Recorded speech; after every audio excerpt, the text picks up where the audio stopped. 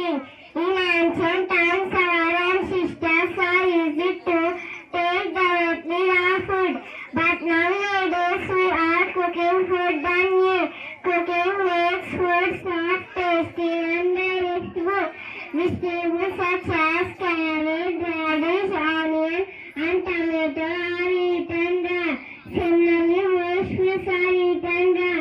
Some food items such as fruit, pulses, rice, and nuts, vegetables need cooking. We also add spices to the food give special flavor. Some more food items and cooking methods.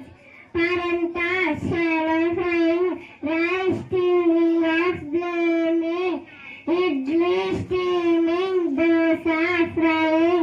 We eat dosa frying it. I like egg dosa by the way.